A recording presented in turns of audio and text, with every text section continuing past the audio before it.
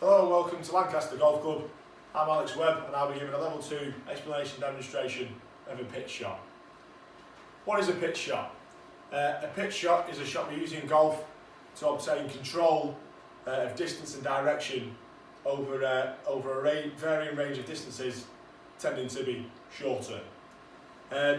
What is a key characteristic of a pitch shot? That would tend to be the ball flight we will see. The ball will travel further in the air and less along the ground. Similar to a chip shot and pitch shot, however, a chip shot flies less and rolls further. The pitch shot will fly further and roll less. When do we use a pitch shot? A pitch shot will be used in various situations, as I said before, from various different distances, both simple and tough. It could be used from the fairway onto a green from 50 yards, it could be used out of the rough over a bunker. It's just a very versatile shot and is just very, very good golf shot to have in your arsenal. What clubs do we use whilst using a pitch shot? The pitch shot will be used, played or demonstrated with is either a pitching wedge or a sand wedge. This is down to the loft we see on the golf clubs, helping us achieve the ball flight we're looking for, where it flies more through the air and rolls less. This explanation demonstration will be given using a sand wedge. So now look at some pre-swing fundamentals of the pitch shot and how they impact factors and ball flight characteristics together. The first pre-swing fundamental we shall look at is aim. How do we aim? We aim the same as any normal golf shot. The club face will place behind the ball, in the middle of the club face, square to the target line at a 90-degree angle. This will impact on our club face angle, centeredness of strike, dynamic loft.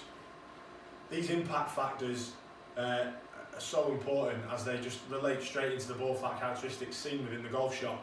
If we don't get these correct, for example, if we get the club face closed or slightly open, aka pointing left or pointing right, the direction of the shot just will be hugely impacted upon. If the centre of strike isn't correct, we'll see varying distances in the golf shot, too short, too long, and if the dynamic loft of the club is not presented at the right time, we'll see, or the right point, sorry, we'll see again various distances in the shot. It must also be noted that club face angle can have effect on curvature. Now, over small shots we don't see as much curvature, but if we're using these lofted clubs on full shots, incorrect club face angle could see draw spin, slice spin. We'll see different varying curvatures on the shot as well. It could be very detrimental. The next pre-swing fundamental we will look at is the grip. To perform the grip correctly, so again we're looking for a neutral grip. Club will be placed through the fingers and the left thumb will go on top, creating a V line pointing at your right shoulder. The right hand will go on, again through the fingers, right thumb over the top, creating a V that points nicely up at the right shoulder. A simple way of making sure you've got a nice neutral grip would be to look at your left hand and make sure you can see two knuckles. The impact factors this will impact is club face angle, club speed and dynamic loft. Again, if we make mistakes here, we're going to see some inconsistencies in ball flight characteristics. Again, as I noted before, the club face angle, very important to direction. It can also be important to distance. As we know, if we aim left or aim right, we're going to see a pull or a push. The pull will probably go long and the push may come up short. The club speed. If we grip the club too tightly or too soft, we're going to see an indifference in club head speed between shots. That's going to affect our distance control. And again, the key word there is control. If we're not controlling the correct distance with the shot, we're losing the effectiveness of the shot. And again, the dynamic loft, just so important. If we're not putting the right dynamic loft back to the golf ball, the distance is just going to be all wrong. And the whole point of this golf shot is to control distance. And if we're not controlling distance, then again we're losing the point of hitting this golf shot. The next pre-swing fundamental we'll look at is ball position. The ball position we're desiring in this golf shot is for it to be in the middle of the stance. If the ball's too far forward, too far back, we're going to affect the angle of approach, centredness of strike and dynamic loft. If the ball's too far forward, our angle of approach will change. It'll become too shallow, and that's going to see different trajectories produced throughout the golf shot. Is it too low? Is it too high? Because too low will produce too much roll. Too high, it might not cover the correct amount of distance. Too far back might be too steep. Again, trajectory is going to be massively impacted. Centredness of strike will be impacted on ball position. If we don't have it in the right place, we might see fat shots, might see a few thin shots. The distance of the shot will then hugely be affected by the centredness of strike of this golf shot. And finally, again, it's the dynamic loft again. If we aren't producing, if we haven't got this ball in the right place and we've set up to the shot, the dynamic loft will produce will not be in a good position. And if we've not got the right dynamic loft, again, the word again, distance, it's going to be so much affected by the golf shot. And the whole point of this golf shot, the pitch, is for control. And if we're not controlling distance and we're not controlling direction and we're not controlling curvature, we're not controlling trajectory, then the essence of this golf shot is going to be lost. The next pre-swing fundamental we shall look at is body alignment. The desired body alignment within this golf shot is we're going to see the shoulders nice and square, parallel to the target. So the club face is a great place to go from. The club face is pointing at the target line. We will place the shoulders square, parallel to that target line. The left foot and the hip will then be withdrawn slightly to create what we call an open stance, open hips with square shoulders. This is just simply to help our rotation. It's a small shot we are playing here.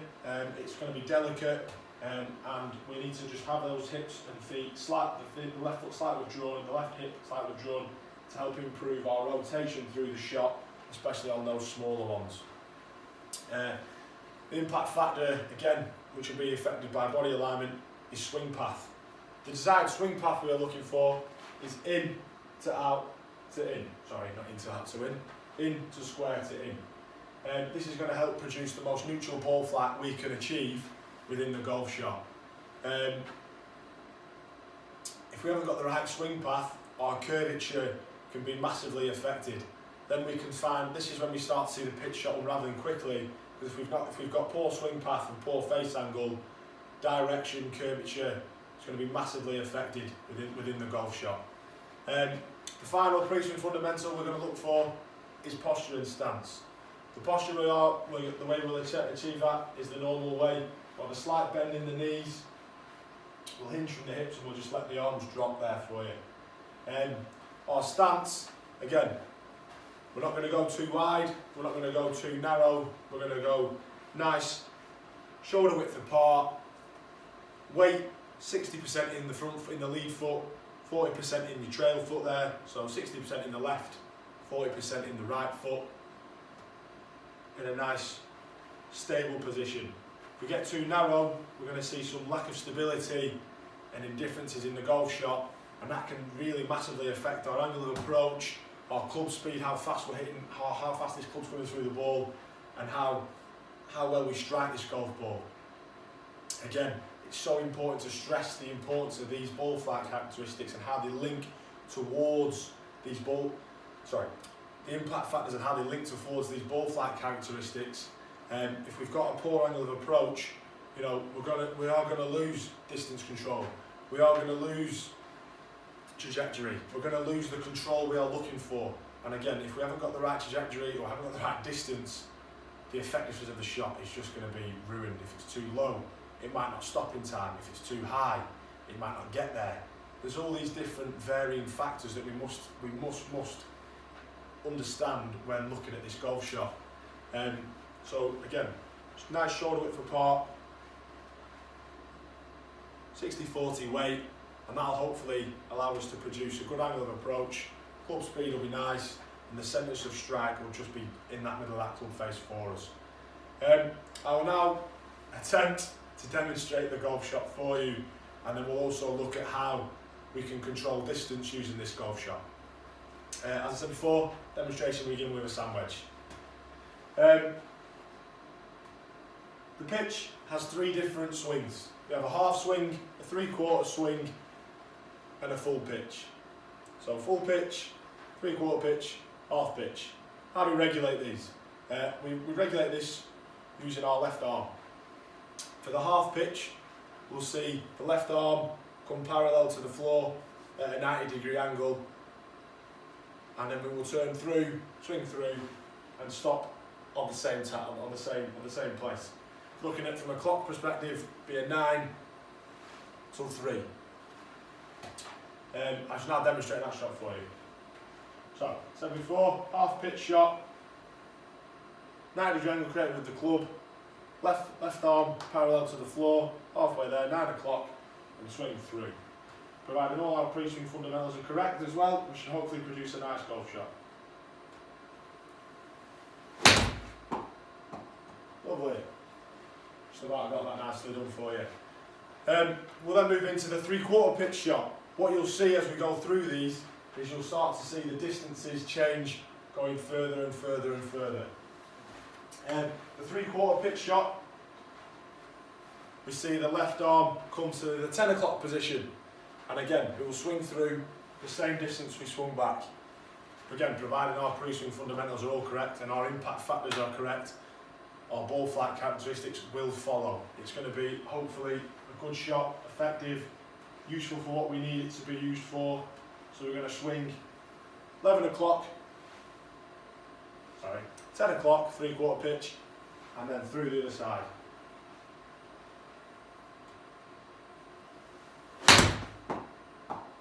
Nice, that's flowing high, 10 yards longer, maybe 15 yards longer than the previous shot. Stop fairly quickly, again, further than the half, which is what we're looking for. We've then got the full pitch, where we'll swing to 11 o'clock, and we'll probably see finish, same distance, which will probably sometimes elongate into a full finish. Again, this is going to fly further than the previous shot, and hopefully will give us a different range of distances based over 2 different clubs where we can use this shot for varying situations. So this will now look full pitch shot, again, all the way to the back, all the way to 11 o'clock.